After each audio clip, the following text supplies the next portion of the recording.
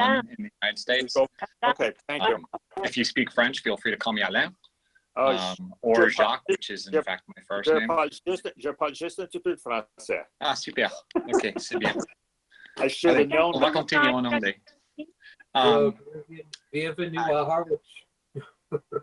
Thank you. It's nice to meet all you guys. I'm actually, I emailed Fran about 10 minutes before the meeting to say I'm at TD Bank. Some stuff took a little bit longer than usual. So they were nice enough, while they're fixing their printer, they were nice enough to actually give me an office to use for this call. But I don't want to abuse that privilege by talking too much. So until I actually get in the car and get back to my office, my home, in a few minutes, I'm going to try to just be as quiet as possible and just listen and observe and contribute more later. In case Fran can't get through or what, I think we're going to start the meeting. Okay. You were going to do some grant writing, I believe. No. We'll put you on the first because you'll probably have to bail. Yeah, so in fact, I noticed that I was listed on the minutes with grant writing next to my name. And I think there might have been a misunderstanding by whoever put that there, because I don't actually do grant writing. I've never done grant writing, and it's such a specialized art that I manage a nonprofit that I founded 11 years ago, and I don't even do grant writing there. With that said, I did mention when we met with Fran, I mentioned some grants that are available that are public-private partnership grants from the DCR that the organization should look into, because if we as an organization, and when I say we, I'm like, apologies, but I'm going to refer to myself as part of this organization, whether it's in an official capacity or an unofficial capacity.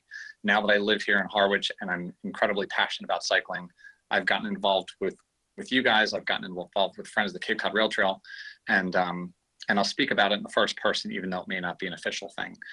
We as an organization should be reaching out to the DCR, looking into these public-private partnerships that most of the time the DCR matches dollar for dollar. So if we raise 50,000, and it's a cause that the DCR believes in, which is for what we're doing is pretty easy, they're going to match it with 50,000. In some cases, they're actually matching it 2 to 1. So we raise 50, they're going to put in 100. Now we've got 150,000 to do whatever project we're talking about. I actually am on a committee up in Boston for a pool project, and we're going to have a meeting next week with the new commissioner of the DCR, whom I haven't met yet. I had a very good relationship with the prior commissioner. The new commissioner, I don't know a whole lot about, and I was invited into that meeting by Jenny Norwood, who manages all of these partnerships that I'm talking about, these public-private partnerships across the state. So does anyone on this group have experience with Jenny Norwood, or do you know who she is? No. Okay. When it comes to trying to get money from the state from the recreation fund, from the DCR, she's the person you want to have a good relationship with. And I've been working with Jenny for a long time. You said Jenny, what was Jenny's last name? Norwood, like the town.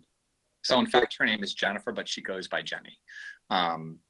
So I'm going to be on this meeting with Jenny and the new commissioner, whose name I'm blanking on right now, next week. And I'm going to try to get the pulse on what things are looking like for these grant programs in 2021. I'm assuming that there wasn't a whole lot of funding of stuff in 2020, but I also don't know whether, like, how the DCR's budget is doing in 2021. I would imagine they probably didn't spend a lot of their budget because so many things were closed down, but I could be wrong on it. What I suspect and what I'm hoping for is that there's a surplus on these public-private partnership grants, so that when I come back to you guys in a week or two, I could say, look, there's this much money available. These are the grants that are out there. So I think the food for thought, the takeaway from this is, as an organization, if there are projects to be funded on our trail, on Old Colony Rail Trail, or that fall within the state's footprint of Harwich, which I know that technically I believe that technically the Old Colony Rail Trail is not DCR property, it's all town. But I do believe that there are portions of the bike path that are in Harwich that are managed by the DCR. Am I correct? You are correct. Yeah. So to the extent that there's anything that needs improvement, or there's anything that is recreation related, even if it's not on the DCR property, but it's recreation related, falls within the state's purview of DCR activity, but it could just be on town property, we can apply for a grant.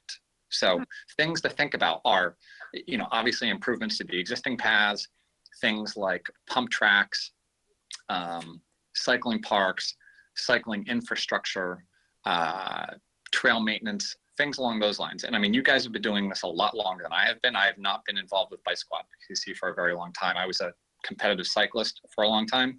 And then for the last 10 or 12 years, I've been mostly involved with the sport of running, producing races, and to a certain extent, running path advocacy in Boston.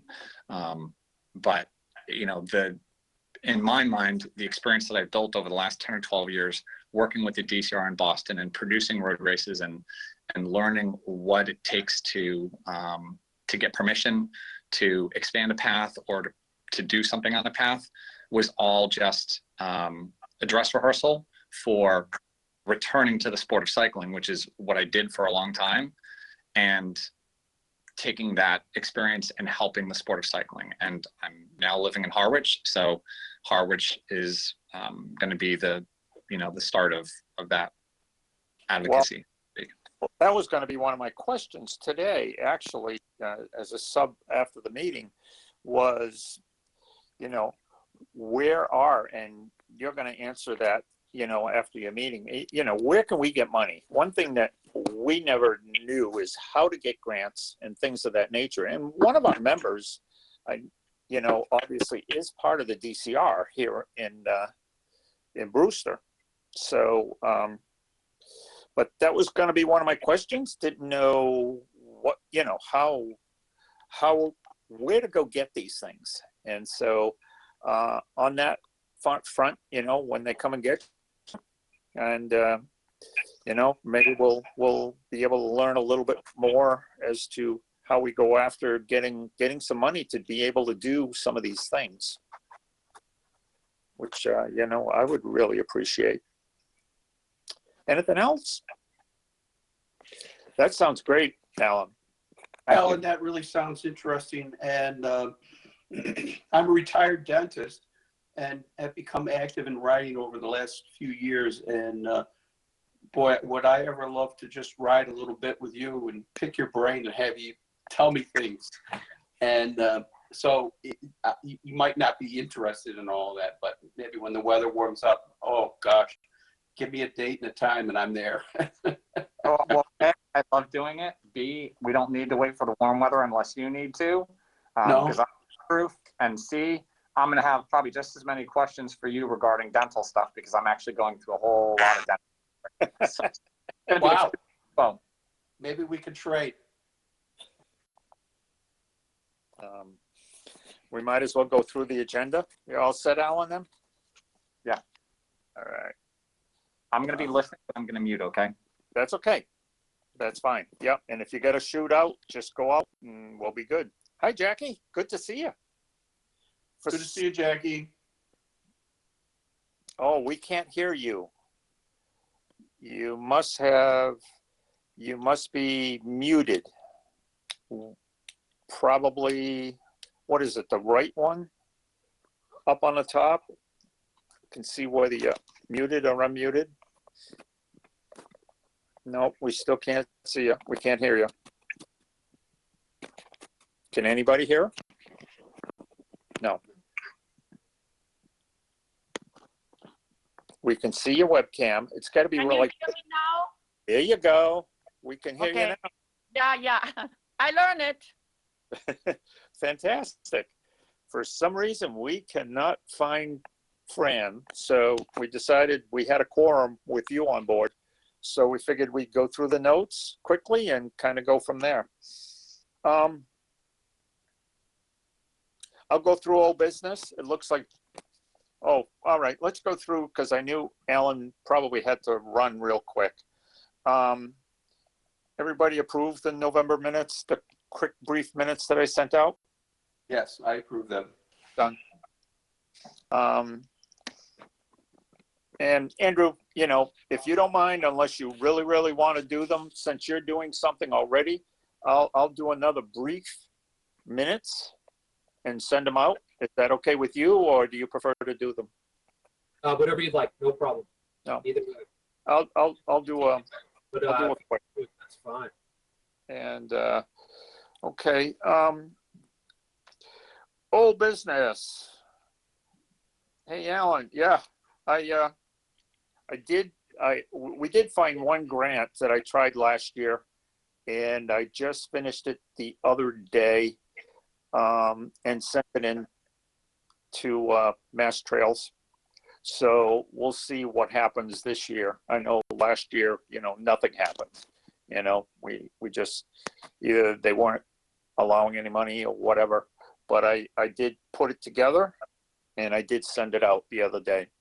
I think the deadline was like the 20th or something of that nature. Paul, Yes. I have a question, Paul. What does DCR stand for? I always get confused. Department. Oh, man. Well, Alain, Conservation and recreation, isn't it, guys? Recreation.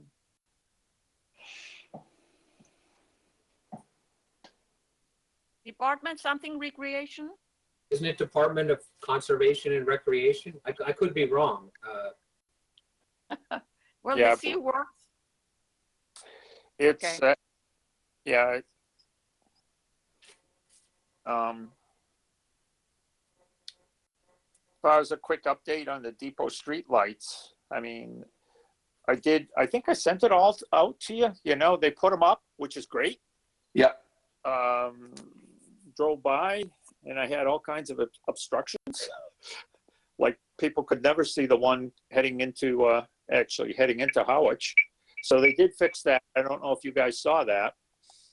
But I also sent an email out to them yesterday. I was out on a trail and send them out. I sent out an email to DPW to fix the lights. I don't know if the wind caught the sensor, but it wasn't tripping anything. It looked like the sensor was aiming towards the parking lot. So I sent an email out to Sean, and copied his boss and Fran, and let's see what happens. I was out today and I forgot to stop by just to see if it was working or not at this point. No, can you send me an email? Yeah. Terrific. Thanks. Bye. No worries. Bye-bye. So that was my Depot Street lights update. Depot Road, as you know, we submitted everything. CPC, they're not committing to it. They've got a meeting tomorrow night. And I guess if they've got time, they're going to go through whether they approve particular projects or not. I don't know if they're going to go through all the projects, but I know there's an open forum tomorrow night. You know, if you like, you know, I can send you guys the link for the meeting. And if you choose to listen to it, I might listen to it, but tomorrow night I'm going to be home. So just to see what's going on. What group is that, Paul? CPC? Yeah. You know, so going to see if... I'm sorry, who is CPC? I apologize, I don't know. Oh, that's okay. That's Community Preservation Committee. And that's to, the last few years, I'm getting money for lights, for warning lights, and basically submit a request to that committee, and then they've got to approve it. And basically, as a town member, a lot of people don't realize that 3% of your taxes goes into preserving the community. And this board basically reviews a lot of these requests. And, oh, interesting. Fran's on the line. Hey, Fran, you missing this meeting? We're almost done. No, if you want to join us, go ahead. Bye. So I do remember you mentioning the community, the CPC. I know it up in where I was from as Community Preservation Act. And interestingly enough, I mentioned earlier pump track and things like that, bicycle parks. A pump track would fall within the purview of Community Preservation Act funds because it's open air recreation. So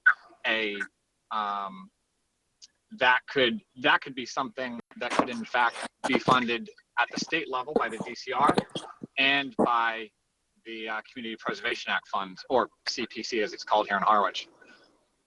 Typically, the only restrictions on those funds are as it relates to recreation, they won't. You can't do stadiums or arenas or like buildings. Right. And has the organization typically approved? I believe you said that every time you've applied for one of these grants for one of these lights, it went through, right? No. No. Okay. It depends on how much money is available. And I Okay. know we didn't, the Depot Road, this is the second time that I applied for these funds for Depot Road at this point. And so last year they ran out of money. There were other projects that they thought were more priority, and we never got approved. So I just resubmitted it again this year, proposed it to them. And I got some positive feedback when I proposed it to the committee. So it's whether they're going to feel they're going to spend the 15 grand on the lights. And there was another one for a border marker. Actually, when you're doing the OCRT, the border marker between Chatham and Harwich, there is none. So you never knew across the town. They were okay with that for about $1,000. And yeah. Chatham was going to pay the other grand and actually do all the legwork. So, so they were kind of okay with that. So that's where that's coming from. So I don't know if they've approved those funds at all yet. So we'll find out, and then hopefully in the next few days.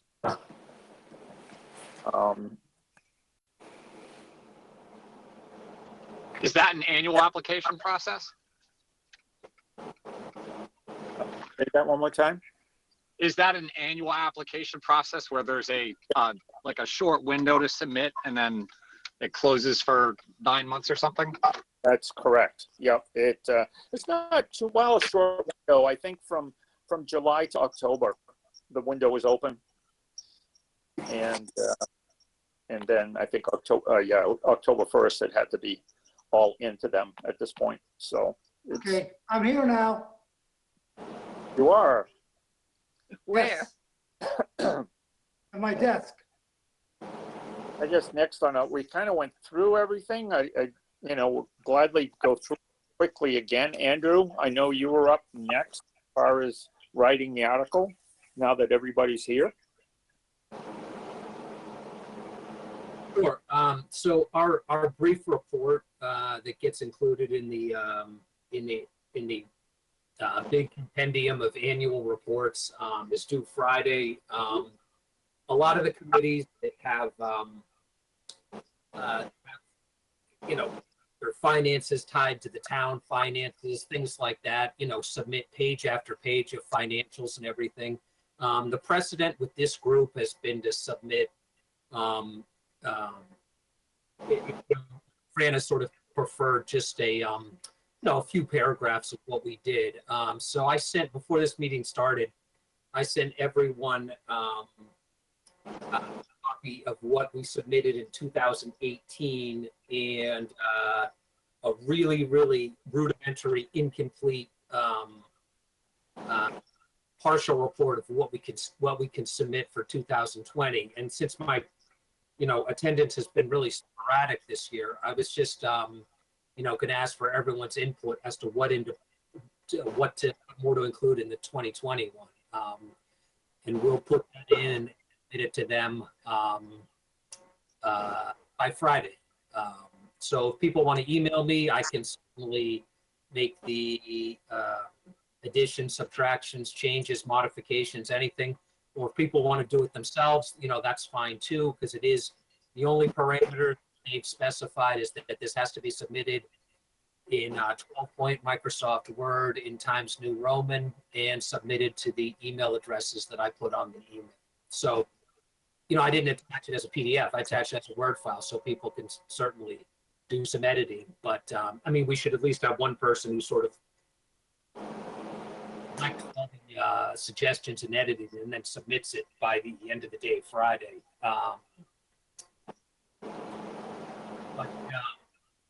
Yeah, so, you can see what we did in 2018 and what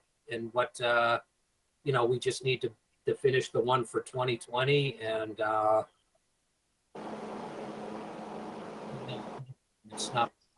it should be a pretty quick process.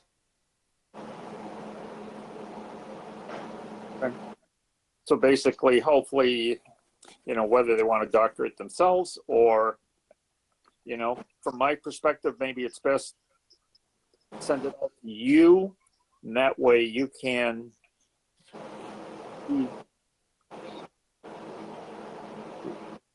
whether it's the wordsmith, basically be a submitter, and that way that nobody's duplicating efforts also.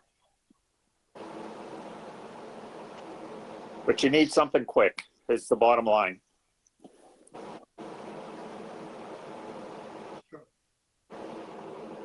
Okay. Yeah, no hurry. It's due by the end of the day Friday. So we have 48 hours. So and like I said, if you look at the template from 2018, we're not doing the precedent has been we're not trying to do 18-page reports like something like that has It just needs to be a simple paragraph. 11 pages of financials. Yeah, like Fran said, Fran has just said he prefers just a simple paragraph. So yeah, we're not seeing you, Fran. I don't know why. Let's see. Webcam? Yep. Yes. Did that do it? Yeah, Not now we All got you. right, Fran. We got There the you top. are. I guess it's better that you're not seeing me.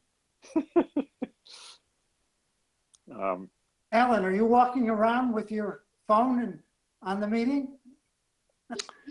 Yes, I sure am, because the connection seems to be kind of wonky. So I was only making out about half of what you guys were saying when I was upstairs, and I'm not sure if it's a Wi-Fi issue or a GoToMeeting issue.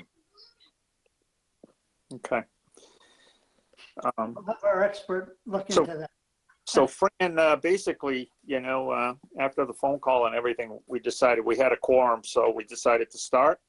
I'll leave that up to you. Right now, we're at map changes and updates.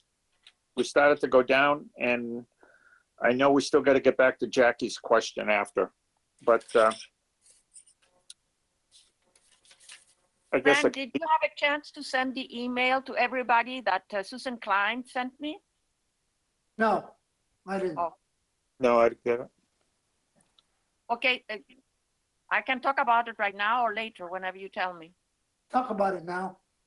Okay, Susan Klein is a woman who works for the Energy Committee in Brewster. And I attended a webinar early in December, and I heard her saying that they are supporting e-bikes in Brewster.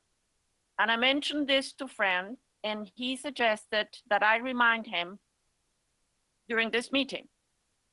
And I ended up sending her an email asking her what was their motivation, what was their criteria for them to support and encourage e-biking. And she sent me a couple of emails of people who are very active. And I sent it to Fran because I don't have an email, a group email for all of you. So I would have to have done it individually. I was lazy and I chose to send it to Fran for him to send it to you in turn. But I personally feel unsafe in the trail if I'm interacting with a lot of e-bikes. But on the other hand, I understand that Brewster motivation is that it can become a means of transportation. And I find that very legitimate. So I would leave it in your hands, what we do and who does it and so on. You said she's a member of the Brewster Energy Committee? Correct. I wonder Right. if the She said- Bikeways Committee is familiar with her. Yeah, she sent us 2 emails with 2 people, and you're probably familiar with those people. No. Well, did you see the email I sent you? Yeah. Okay. Okay, well, so God knows, maybe Well, like I told you in bikes an, separated from bicycles. right. Like I said in an earlier email, we covered this topic last year, and I remember. Eric, the supervisor at Nickerson State Park, is okay with e-bikes as long as they obey by the bike rules and use smart biking protocol. The National Seashore is allowing e-bikes on any of their trails. They have no problem with e-bikes. They came out with a public statement early last year saying that they will allow e-bikes on any National Seashore bike trail. So unless e-bikes or the people, and I've certainly heard of a few people that are not polite using e-bikes, but then again, you hear that about regular bikers too. Sure. Yeah. I personally find that I cannot compete with my muscles and an electrical bike. I cannot. It's a different dynamic. Yeah. That's why I feel unsafe. Charlie, your friend uses Yes, I basically have a couple of thoughts on it. There are different classifications of e-bikes, and that I believe that everybody is looking at the Class 1 e-bike, and the Class 1 e-bike does not go on its own.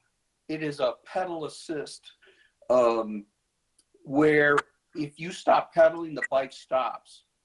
If you compare it to, say, a Class 3 e-bike, a Class 3 e-bike has a throttle. And so you could sit on it and you could use your throttle, and some of them go faster than 18 miles an hour. I believe the classification states that a Class 1 e-bike is held to, I think it's 18 miles an hour. And I'm okay with that from the standpoint that in order to go 18 miles an hour, you have to pedal 18 miles an hour. And so I would have a different thought if we're talking about e-bikes that have a throttle that go faster than 18 miles an hour, call it whatever number you like, 30 miles an hour. That, gets closer to motorcycles. And my understanding, I don't have the rules right in front of me, but my understanding is that the national parks and our state park have authorized the use of Class 1 e-bikes. And I certainly would bow to anything Alan might say, because he may have a lot more knowledge than me, but that's sort of my understanding. And if the bike doesn't translate without you pedaling, I don't see how there's much of a difference between the electric bike and a regular bike.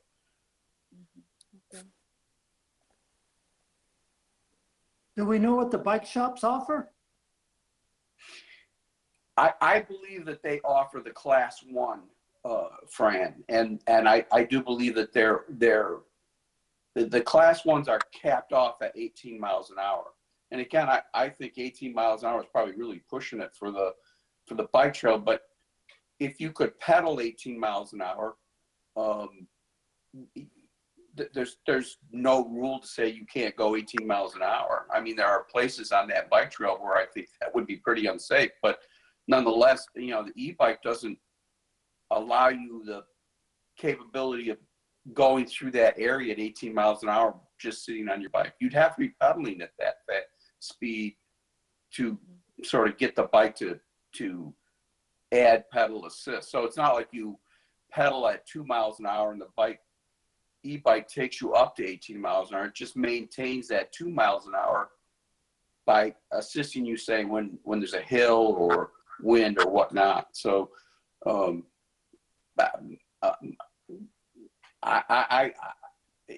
think what it allows people who may not have the physical capabilities to ride longer distances with less effort, so that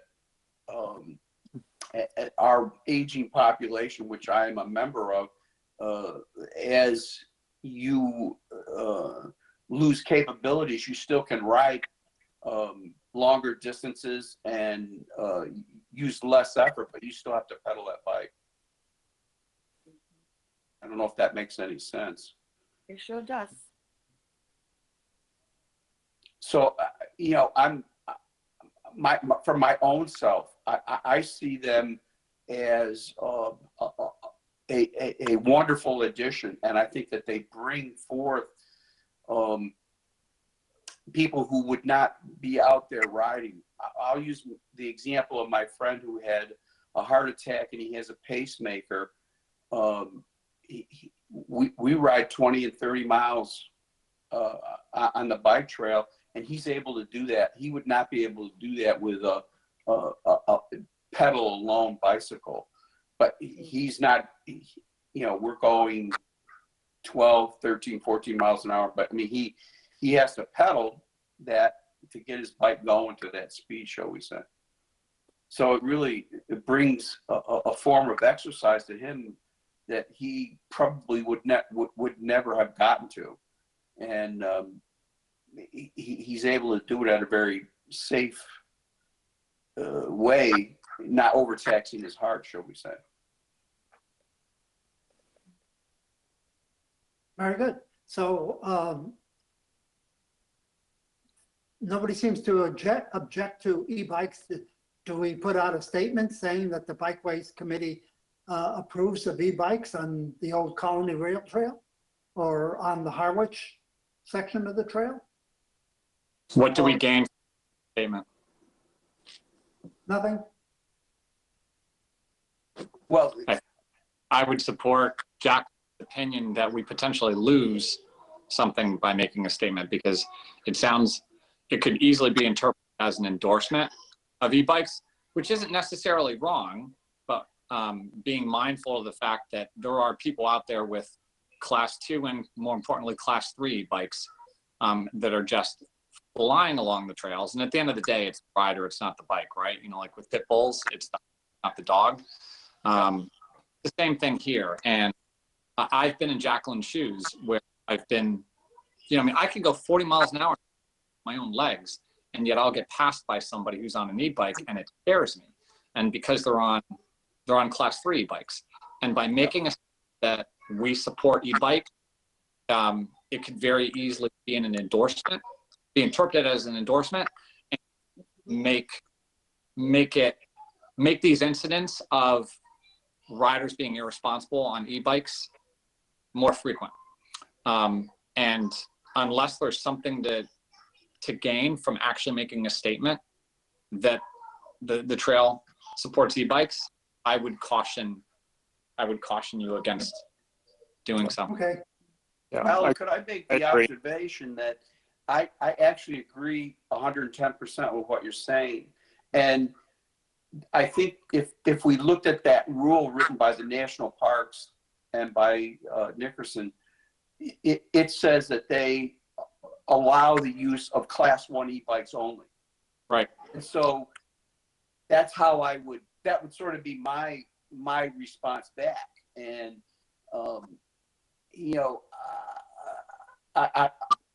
those things have happened to me. I got passed by a guy with a gas engine that was connected to his chain, shall we say. And that scared me. So yeah, I've been there too, Jackie and Alan, and I definitely agree. But from the standpoint that if it was limited to Class 1, it would eliminate that.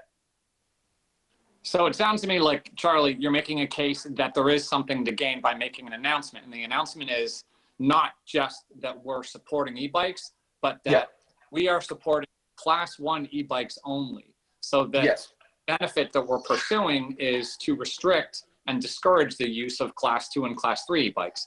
And to that end, I think you make a very good point.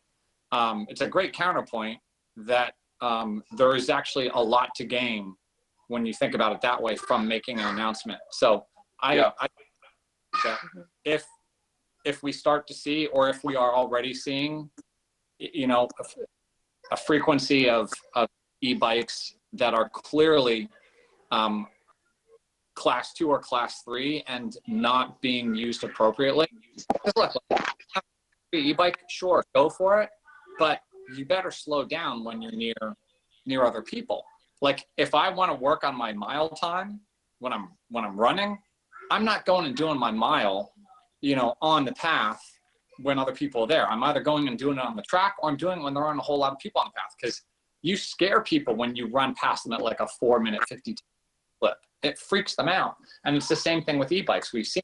So do we have any kind of yardstick on whether or not people are, is there an uptick in complaints about e-bikes or people getting buzzed by bikes? I know for one, I'm 100% certain, and I don't even know where they're coming from.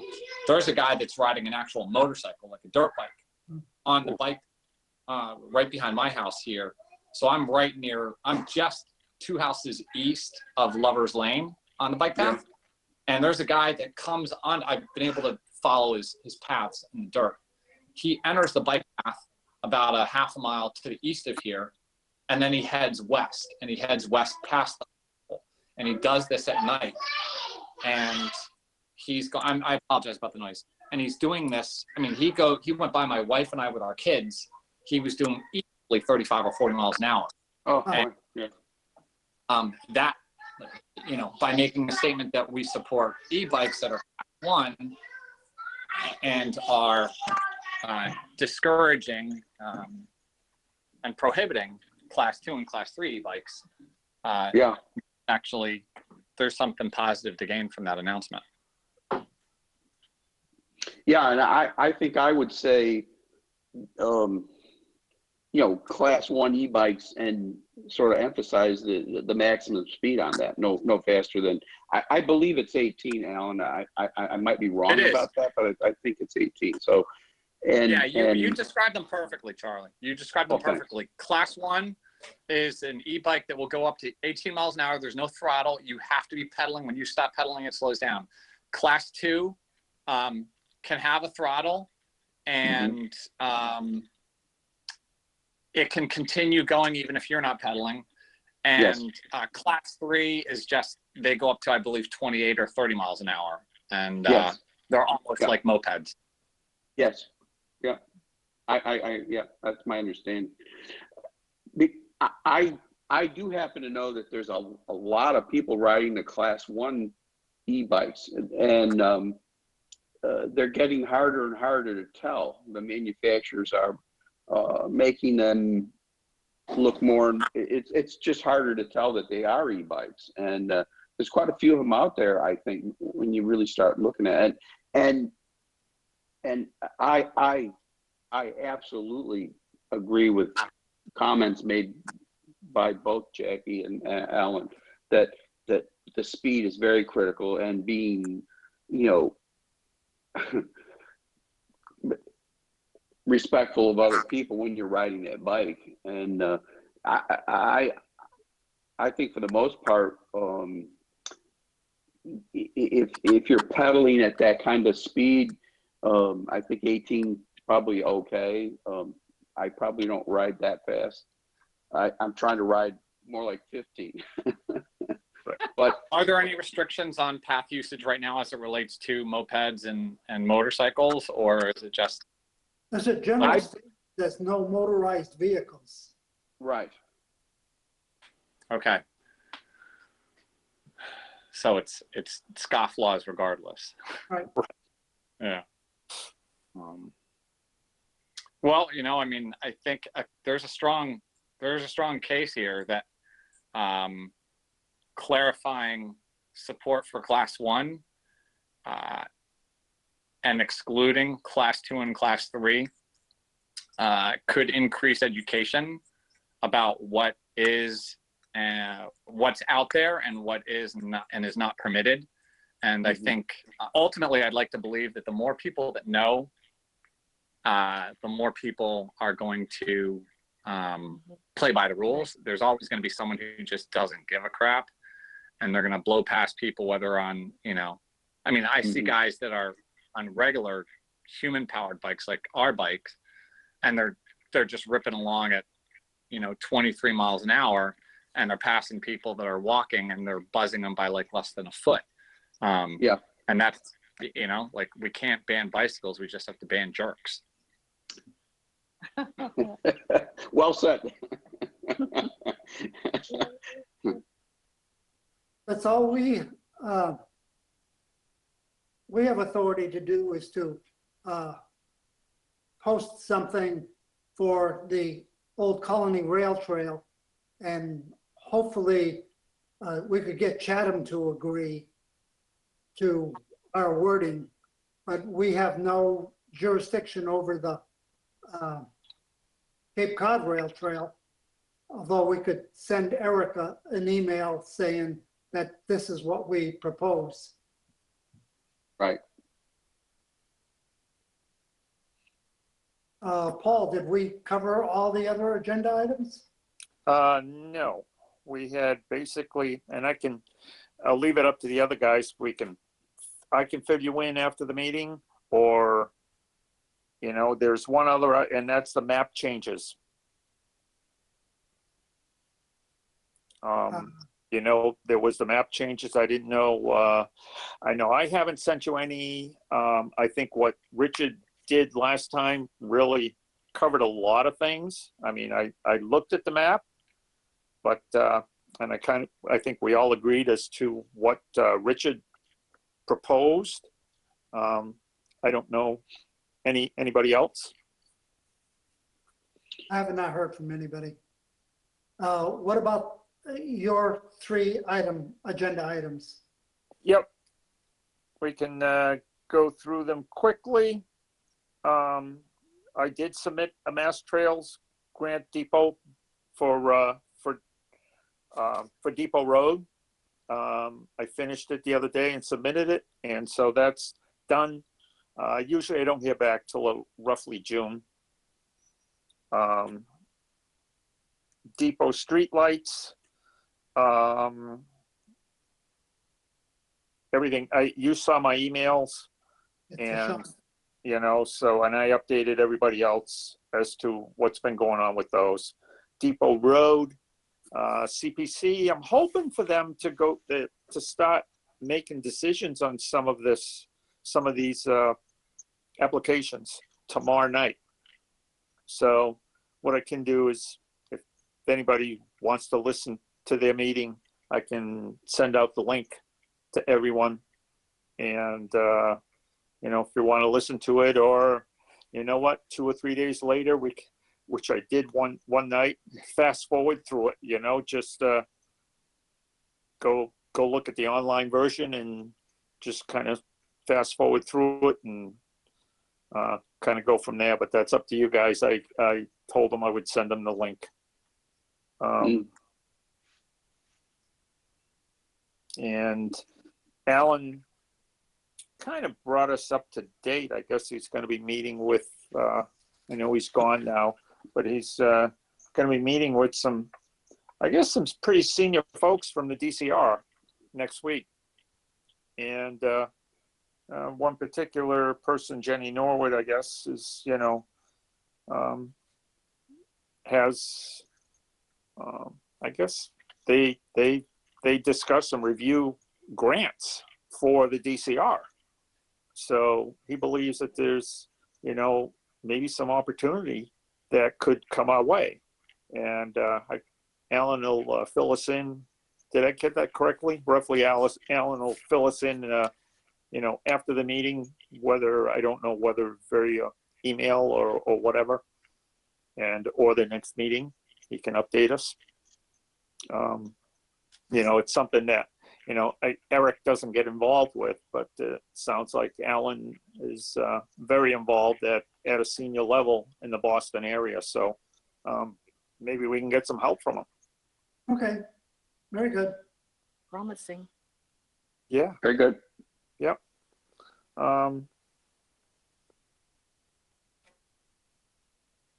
Anything else?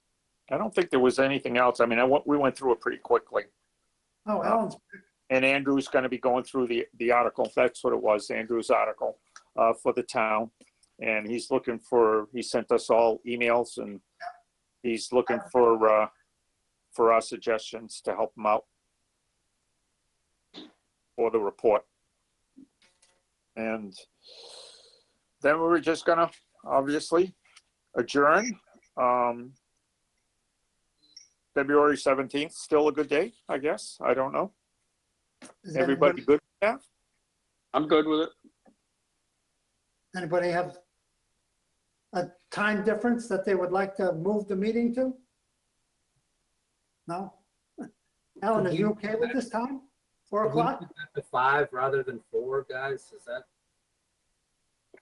I'm okay with 5. 5 would be better for me. Fine with me. Thank you. Jackie? Meeting Jackie, changed to okay with you? so. Hello, Jackie. Is 5 Okay, o'clock? it's okay with me. I prefer 4, but that's okay. Okay. Very good. See you all next month. Thanks. Thank you. Bye-bye. Take care. Sorry for the difficulties. Alan, it was nice to meet you. I'll get your email or something from Fran, and I will follow up. Mountain bike or road ride?